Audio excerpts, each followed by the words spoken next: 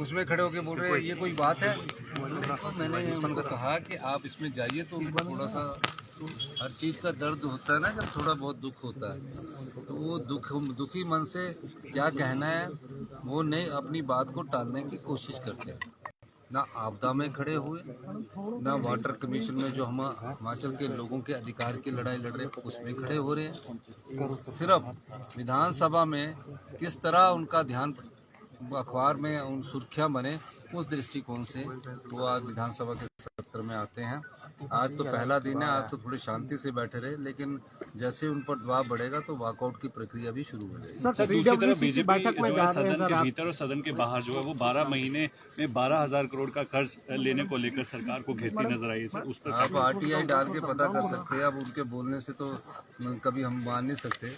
मैंने कहा कि 2023-24 में केवल 6600 करोड़ रुपए की कर्ज की लिमिट भारत सरकार ने हमारी अप्रूव की है।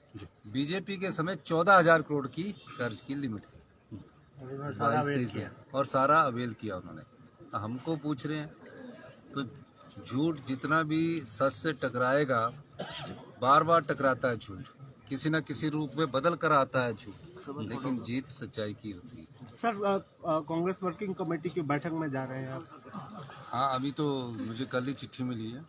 विधानसभा सेशन के में अभी मैं विचार विमर्श करूंगा राष्ट्रीय नेतृत्व से, उसके बाद ही मैं इसके बारे में आगे बता सकता हूँ। सर आप दुबई भी गए थे, क्या निवेश आएगा पर्यटन के क्षेत्र में? देखिए, दुबई जब हम गए थे तो हिमाचल में हमने ग्रीन सेक्टर को, जिसको रिन्यूएबल एनर्जी से जोड़कर देख रहे हैं, उसी ग्रीन सेक्टर को हमने आमंत्रित किया है।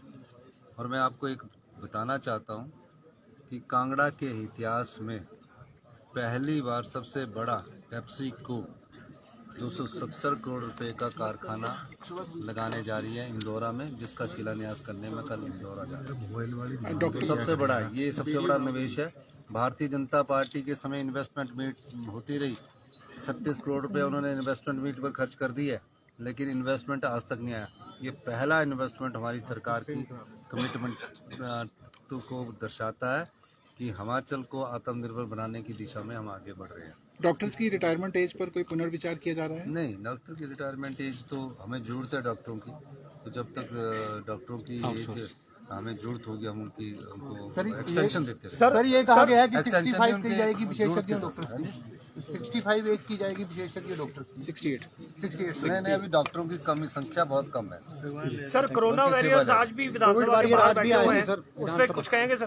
कोरोना वॉरियर के साथ बड़ी विडंबना ये है, हमारी सरकार की पूरी सहानुभूति उनके साथ है, लेकिन पिछली सरकार ने जब इनकी नियुक्तियां की थी तो कोई नियम नहीं बनाए थे, तो सरकार के अधिकारी भी इसमें थोड़ा घबराते हैं, क्योंकि जब नियम ना बने हो, सिर्फ आउटसोर्स पर टेम्परेरी बेस पर रख दिया जाए, तो उनकी नियुक्तियों के संदर्भ में आगे हमने कैसे उनको एडजस्ट कर सकते हैं, उस बारे में हम सोच विचार भी कर रहे हैं।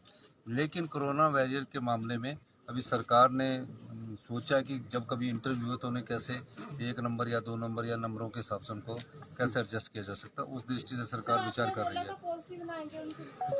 सर अभी पॉलिसी अभी इस मामले में नहीं बनी है। सर आज और पिछले कल भाजपा ने आपकी गारंटियों को लेकर के सवाल उठाए हैं, आप कुछ कहेंगे? कौन सी गारंटियों के लिए? जो भी गारंटियां कांग्रेस ने दी थी तो सरकार ने। 1 साल में 3 गारंटियां पूरी होगी, 5 साल के लिए हम चुनकर आए हैं, तो 10 की 10 गारंटियां हम पूरा करेंगे। Thank you very much.